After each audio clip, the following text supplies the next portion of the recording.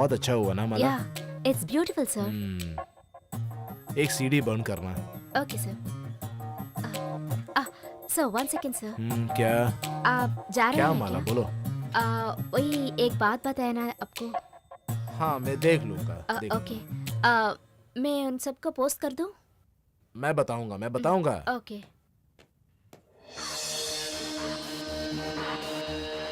वो लड़की ठीक थी, लेकिन आपने सारा काम बिगाड़ दिया। प्रताप वो दूसरी लड़की को देखा, वो काफी है बोला, मैं क्या करूं। पर वो अप्सरा को हमने नहीं देखा, जल्दी चली गई ना। दोनों मिस हो जाएगी। कोई भी कहीं नहीं जाएगा वारियर सर। दोनों हो जाएंगे तो वही बड़ी बात है। अगले साल के लिए कोई कॉन्ट्रैक्ट नहीं मिला तो भी आपके लिए कुछ नहीं चाहिए, ऐसा ही हमने किया है। हे मेरी बात है, 2 डजन रेडी करेंगे ये। तो सारी बातें हो गई।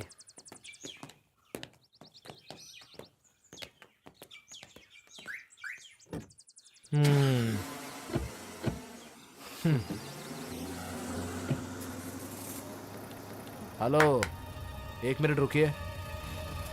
क्या बात है प्रताप सर? ज्यादा सम्मान की जरूरत नहीं है बड़े साहब, आपको मुझसे कुछ कहना है, आपका चेहरा में लिखा है। कुछ अच्छा बात तो नहीं होगा। आप जरा इधर बैठिए। आपको एक बेटी है ना? वो क्यों एक नया सवाल आप मेरे से पूछ रहे अभी? मेरे बेटे सयानोरा को आपने कितने बार देख चुके हैं? कोई नया प्रॉब्लम्स कुछ? क्या प्रॉब्लम्स? अपनी बेटी है ना, मार थोड़ी ना सकता हूँ। इतनी छोटी उम्र में 8 प्रेम कर चुके हैं, सबको मैं किसी तरह से मुक्त किया। आपको मालूम है मैं उनको इधर रुकने क्यों नहीं देता? खामोशी ही बेहतर है। आजकल वो दारू भी पीना शुरू किए हैं, मार देना चाहिए ना उनको। बड़े साहब, हमारे जिंदगी में एक एक करतूत का फल यानी कि कर्म फल हम डायरेक्टली नहीं तो भी हमारे बाल बच्चों के जरिए हमें भुगतना ही पड़ेगा। ये गीता के उपदेश साहब आप मेरे को क्यों बता रहे हैं? जिंदगी ढंग से जीने के लिए कितने सपने लेके आते हैं ये छोटे लड़की, ये बंदे लोग कितने मिसयूज करते हैं। बड़े साहब आप उनके साथ न देना, बहुत सारे काम और बहुत सारे इनकम है ना आपको। स्टूडियो डिसेंटली चलाने के लिए यही सब तो चाहिए ना। अरे प्रताप जी, मैं एक फिलोसफी आपको भी सुना रहा हूँ। ये जो लड़की लोग आती है ना, ज्यादातर सभी एक्चुअली देश सेवा की चिंता लेके आती है। हकीकत बता रहा हूँ, मैं जिस लड़की को सोचा कि वो पवित्र है, बहुत सारे लोगों के साथ घूमते फिरते अनाथ के तरह घूमते हुए मैं देखा हूँ। उनके ओर से देखे तो मैं एक बेवकूफ हूँ। जो चाहे करो, मेरा एक ही डर है कि ये शाप मेरा सर पे भी पड़ेगा। इसमें शाप वाप कुछ नहीं लगेगा प्रताप जी, सिर्फ एक आपसी मदद है। ये दुनिया एक बड़ी सुपरमार्केट है, सब कुछ बिकाऊ में है। क्यों? For sale. ये सोच बेटी ने सुनने का, कभी सुन भी लिया होगा, इसलिए ऐसी हो गई।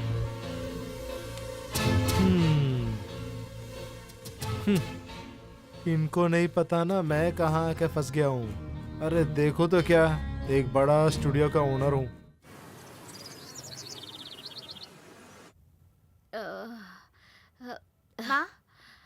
माँ, सर दर्द हो रहा है, बहुत दर्द। थोड़ा सा जहर डालकर उसके साथ पीना और मुझे भी देना। नहीं पा रही हूँ, तब भी सब ठीक हो जाएगा। क्यों ऐसे चिल्ला रहे हो? मेरा सर तो फट रहा है। देखो, जब तक मैं जिंदा हूँ तुझे कुछ नहीं होगा, फिक्र मत कर। अगर तू पापा ऐसे ही पीते रहेंगे ना, जिंदा नहीं रह सकते हैं। मैं इतनी जल्दी जाने वाली नहीं हूँ, इन बातों को कम नहीं है। अगर ऐसे ही कंटिन्यू होगा ना, आपका हेल्थ स्पॉइल हो जाता है।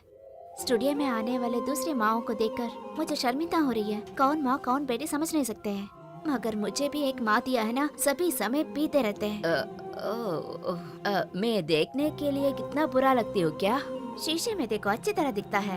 ओह, यही वजह है मुझे कोई नहीं देख रहा है। मैं रेडी हूँ, अब बोलो मुझे क्या करना है? जल्दी नहाकर रेडी होना, स्टूडियो जाना है। आकाश से मिलकर कॉन्ट्रैक्ट साइन करनी है। अरे हे भगवान, अगर हम जाएं तो हमारा इज्जत टूट जाएगा बेटी। वो लोग ही हमको ढूंढ के आएंगे। कैसे आते हैं देखो। एक बात अच्छे से सुन लो माँ, बेटियों के लिए रोल मॉडल माँ होती है। मैं भी एक दिन ऐसे ही बन जाऊंगी, तब समझते हैं आप।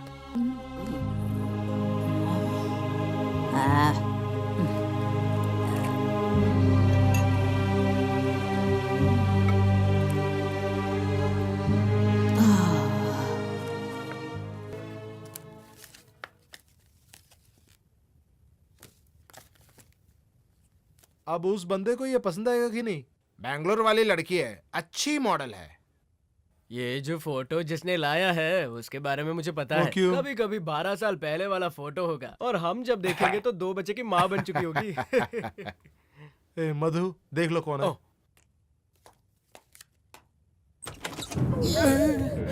ये थी। थोड़ा आप हट जाइए।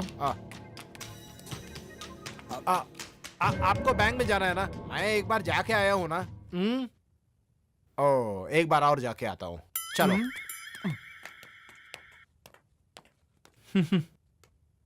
ए, सुबह सुबह चालू किया क्या? बड़ी बुआ आ रही है। आपकी कसम मैंने पिया नहीं। तब कल रात की होगी। चलो, मेरे कमरे में स्कॉच है, एक खींचते हैं। नहीं, गुरुजी का कार यही है। वो यहाँ नहीं आएगा, एडिटिंग रूम में होगा।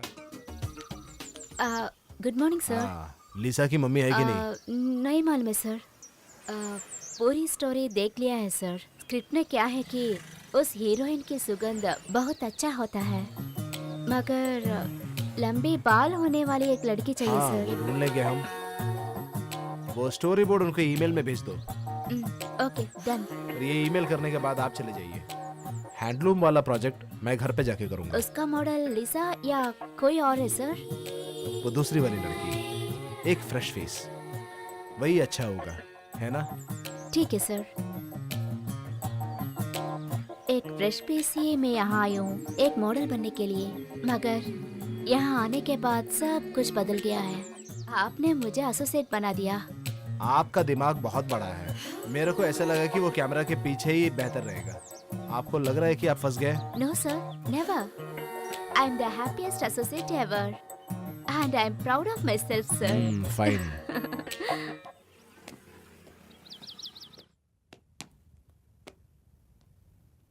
आकाश, यहाँ आकर बैठो। बोलिए जनाब। मालूम है मैं यहाँ क्यों आई हूँ? आगमन का वजह तो बता चुका है, आप कुछ बोलने की जरूरत नहीं है। अगर पैसा चाहिए तो ऑफिस में नारायण है, उनसे ले लो। मुझे पैसा नहीं चाहिए। अब बताओ कि क्यों मेरे बेटे को एड से निकाला? किसने निकाला? लिसा को फिक्स कर दिया क्या? लिसा नहीं, तुम्हारी बड़ी लड़की डयाना। क्या है आकाश, उसको मॉडलिंग के बारे में कुछ नहीं पता है, ठीक से चल नहीं पाती है, घर में कम से कम 4 बार गिरती रहती है। बोलो आकाश, मेरी बेटी में क्या कमी है? मेरी जान, मैं ये सब डिसाइड नहीं करता। वो प्रताप है ना तुम्हारे गुरुजी, उन्हीं के आइडिया से ये स्टूडियो चल रही है। मैं तो सिर्फ एक बड़ा साहब हूँ। अच्छा, इसके लिए आप क्यों टेंशन ले रहे हो? दोनों आप ही की बेटी है ना, दोनों की इनकम आप ही के पास तो आती है ना। एक राज की बात है, आपको नहीं मालूम? वो कैसा राज? ओ डयाना मेरी बेटी नहीं है। आपको मालूम है ना, जोसेफ का मैंने दूसरी शादी कर ली। मालूम है। उनकी पहली पत्नी की बेटी है। ऐसे? देखिए आकाश, वो बहुत पागल लड़की है। इस फील्ड में आए हैं तो बस।